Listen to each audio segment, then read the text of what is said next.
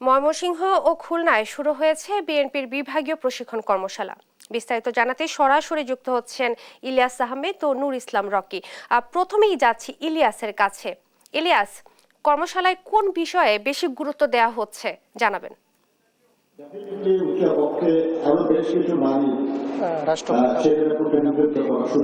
জনসম্পৃক্তি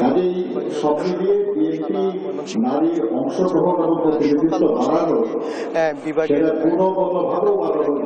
প্রশিক্ষণ কর্মশালায় উপস্থিত হয়েছেন এবং তারা কিন্তু অংশগ্রহণ করে কিন্তু অতিথিদের যে বক্তব্য সেটি কিন্তু তারা শুনছেন। এবং আমরা দেখেছি যে 54 মিনিটে কিন্তু বিএনপির ভারপ্রাপ্ত চেয়ারম্যান তারেক রহমান তিনি কিন্তু এই জুম মিটিং এর মাধ্যমে কিন্তু তিনি ময়মনসিংহ এবং খুলনার যে বিভাগীয় প্রশিক্ষণ কর্মশালা সেখানে কিন্তু তিনি প্রধান অতিথি হিসেবে যোগ দিয়েছেন এবং ইতিমধ্যেই তিনি কিন্তু নেতাকর্মীদের কথা শুনছেন এবং সেগুলোর কিন্তু উত্তর কিন্তু তিনি দিচ্ছেন। অর্থাৎ আমরা দেখেছি কিন্তু সুন্দরবন সহ দেশের পরিবেশ রক্ষায় কিন্তু নেতাকর্মীরা কিন্তু তাকে প্রশ্ন করে তিনি কিন্তু সেটির উত্তর দিয়েছেন। অর্থাৎ পরিবেশ রক্ষায় আগামীতে উপজেলা পর্যায়ে বৃক্ষ মেলা সহ নানান উদ্যোগের কথা কিন্তু তিনি জানিয়েছেন। এরপর আমরা লক্ষ্য করেছি যে ময়মনসিংহ দক্ষিণ জেলা বিএনপির সদস্য সচিব রুকনুজ্জামান তিনি কিন্তু খেলাধুলার উন্নতিকরণ নিয়ে তিনি কিন্তু প্রশ্ন করেছিলেন। সেই প্রশ্নের উত্তরেও কিন্তু বিএনপির ভারপ্রাপ্ত চেয়ারম্যান তারেক রহমান তিনি কিন্তু সুন্দরভাবে সেটির উত্তর দিয়েছেন। এবং যদি বিএনপি আগামীতে ক্ষমতায় আসে তাহলে খেলাধুলায়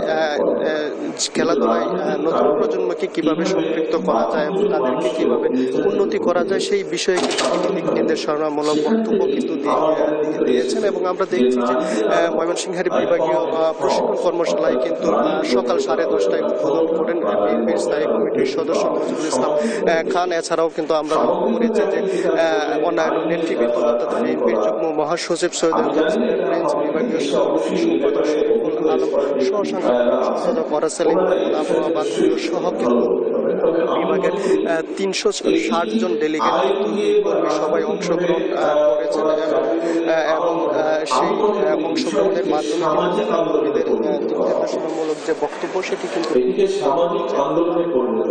এবং বেলা 5টার দিকে এবং বিএনপির ভারপ্রাপ্ত চেয়ারম্যানের অনুযায়ী মাঠ পর্যায়ে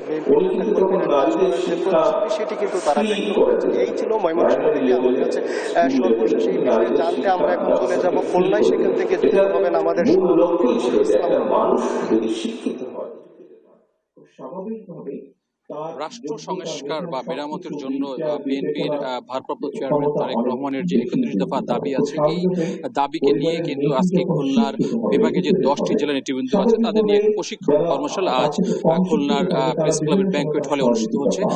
সকাল 9টা থেকে এই দিনব্যাপী এই কর্মশালা কার্যক্রম শুরু হয়েছে এবং 10টি জেলার বিএনপির সকল পর্যায়ের নেতৃবৃন্দ এখানে উপস্থিত আছে। সারা দিনব্যাপী কিন্তু তারা কর্মসূচি পালন করছে। আগামী দিন রাষ্ট্র কিভাবে পরিচালনা করবেন সেই নির্দেশনাই কিন্তু দিয়েছে।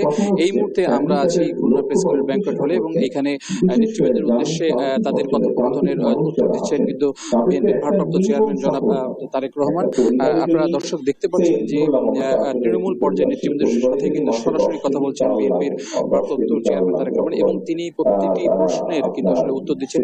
এখানে যে 31 দফা দিনব্যাপী যে প্রশিক্ষণ কর্মসূচি আসলে হয়েছে, এই 31 দফার বাইরেও যদি কোনো পরামর্শ থাকে সেই পরামর্শগুলো কিন্তু ভারপ্রাপ্ত চেয়ারম্যান তারেক রহমান নিচ্ছেন। পাশাপাশি কিন্তু তিনি নেতৃবৃন্দের বিভিন্ন ধরনের দিক নির্দেশনামূলক তথ্য দিচ্ছেন এবং তথ্য গ্রহণ করছেন এবং স্বতঃস্ফূর্তভাবে কিন্তু আপনারা দেখতে পাচ্ছেন যে খুলনার বিভাগের যে 10টি জেলার যে নেতৃবৃন্দ তারা কিন্তু এখানে চলে আসছে এবং তারা কিন্তু সরাসরি কিন্তু এখানে দেখতে পাচ্ছে যে কিভাবে আসলে আগামী দিন তারা রাষ্ট্র পরিচালনা করবে এবং এক্ষেত্রে বিএনপির নেতৃত্ব কেমন ভূমিকা রাখতে পারে তেমনটাই কথা বলছেন রহমান। এবং তিনি কিন্তু নেতৃত্বের আরো বেশি উৎসাহ উদ্দীপনার জন্য আগামী দিনগুলোতে এই 31 দফার বাইরে যদি অন্য কোনো কর্মসূচি বা অন্য কোনো সুপারিশ থাকে সেক্ষেত্রে তার পরামর্শ চেয়েছেন। খুলনা থেকে বিএনপি প্রশিক্ষণ কর্মশালায় আমার কাছে এটা ছিল সর্বশেষ তথ্য। আপনাদের দুইজনকেই ধন্যবাদ। ময়মনসিংহ ও খুলনা থেকে বিএনপির বিভাগীয় কর্মশালা সম্পর্কে বিস্তারিত বলছিলেন সহকর্মী ইলিয়াস আহমেদ এবং নূর ইসলাম রকি।